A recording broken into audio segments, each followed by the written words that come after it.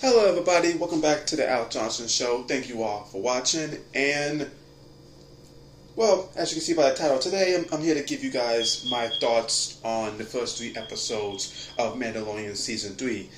Now, ladies and gentlemen, if you want to see more videos like this and you want to be up to date whenever new content drops, and if you want to still be along for the journey, then be sure to do the following: like, comment, share, subscribe, and hit the notification bell so you can be updated whenever new videos drops. And ladies and gentlemen, let's begin. So, The Mandalorian, right now, it's still one of my favorite shows out right now, and it's honestly, other than Last Jedi and Force Awakens, which is the only Star Wars stuff that I've seen from beginning to end, this is the Star Wars stuff, along with Book of Boba Fett, the first spin-off, that I've watched, and it's my favorite thing.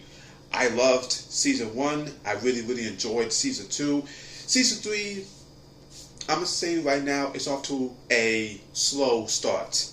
Now, in the beginning, like in the Season 3 premiere, you had obviously the reintroduction of Din Djarin, played by Pedro Pascal, and Baby Yoda, Grogu, and go on his mission to Mandalore so he can bathe in the living waters, so he can be redeemed and be back in the fold where he can't take off his helmet and blah blah blah.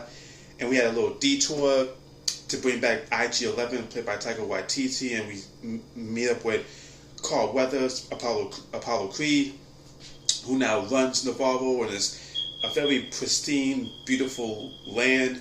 And we ran into some space pirates, which was weird. And we got a cameo of Bo-Katan, played by Katie Sackhoff, who voiced the character in the Clone Wars, that I have not seen.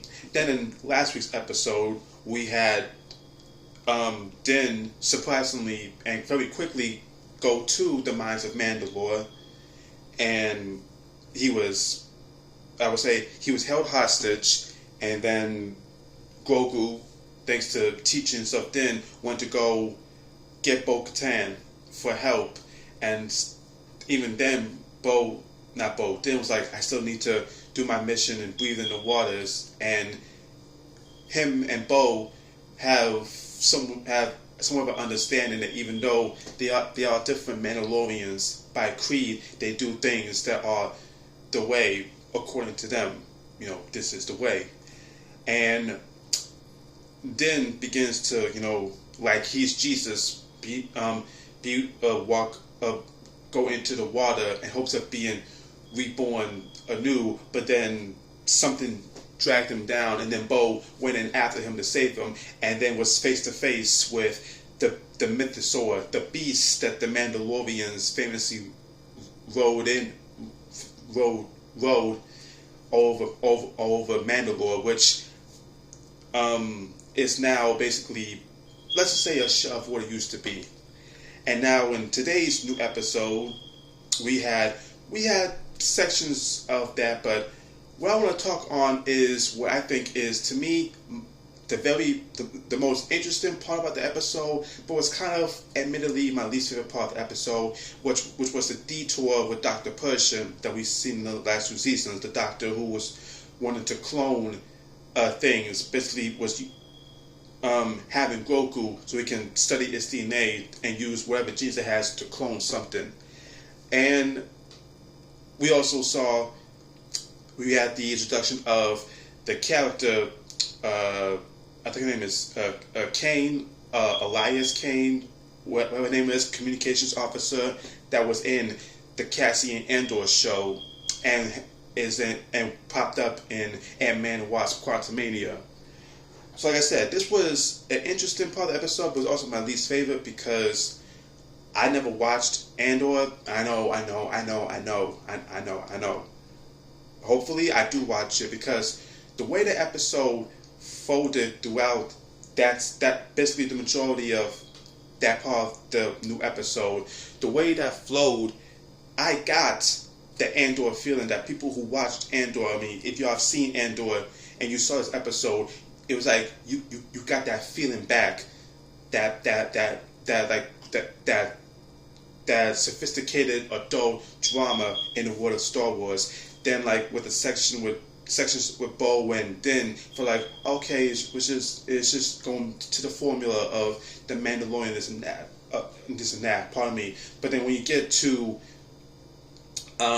this part with Dr. Push and his stuff throughout the episode with I think the actress's name is Katie O'Brien, I think that's her name. That stuff with her and all that felt like Andor, and that was the first time basically feeling that feeling of as if I was watching Andor, even though it's an episode in The Mandalorian. Like I said, it was interesting, but it was also my least favorite part of the episode because so far these 3 episodes, they're kind of slow. I mean, obviously we're setting up what's to come later in the season for the next remaining episodes, but so far this season is starting off surprisingly slow because typically, like within 3 episodes of seasons 1 and 2, it was like we were off to the races. With Mandalorian season 1 episode 3, it was like we're in this, we're on the journey with these characters. Episode 3 of season 2, it was like we're back in, we're on the run, we're on this great journey. Now here, season 3, episode 3, it was like not quite. We're getting somewhere, but this it's just the planting of the seeds, if you will. I'm not saying this like, oh, it was a bad thing. No, depending on what kind of Star Wars fan you are. I mean, I'm a casual fan. I became a fan thanks to the 2/3 of the sequel trilogy. I haven't seen Rogue One or Solo. I still haven't seen Rise of Skywalker. I haven't seen, like I said, I haven't seen Andor. But this, like I said, this section of the episode felt like, oh, I'm watching Andor, and it was basically my first time feeling that way. Now I'm sure if I see Andor, I'll get more of that feeling, but I don't know about that. But like I said, so far with these first 3 episodes, it's starting off slow. But I think I have a feeling next week's episode, or maybe the 5th episode, we might be going somewhere. And it's very funny to say that because when we get to episode 4, that's when we're at the halfway point.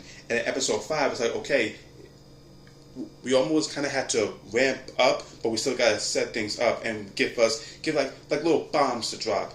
Now, also, I should say, Jon Favreau, before the season started, he has already stated that he's already written the scripts for season 4. So even if the season as a whole, when it finishes, doesn't really pan out well, I'm looking forward to what season 4 has to offer if the pace quickens when we get to episode 4. But that's just me. So yeah, so far, like I said, loved season 1, really enjoyed season 2, but right now, Mandalorian, I'm not going to say it's starting to lose me, but right now after 3 episodes in season 3, it's like, it's alright, nothing too crazy, but that's just how I feel. You guys might feel differently about it, and that's fine. Remember, these are all opinions. That's all there is, and that's all there is to it. So thank you guys for watching this. Like I said, I'm still enjoying the show, but right now I'm just not like, it's not like hitting me. It's not like hitting me, but I'm sure it probably will when we get to the next episode or 2. But that's just me. But again, guys, thank you for watching this video. Make sure to like, comment, and share, and subscribe for more. Stay tuned tomorrow, where hopefully I'm gonna be dropping an abundance of videos. Like, y'all have no idea. There's gonna be like video after video. Fingers crossed. But with that being said, guys, thank you guys for watching. Let me know how you feel about the Mandalorian show or about this season so far, and let me know down below how you feel about it. But thank you guys for watching. As always, I'm Al Johnson, and you're not. This is the way.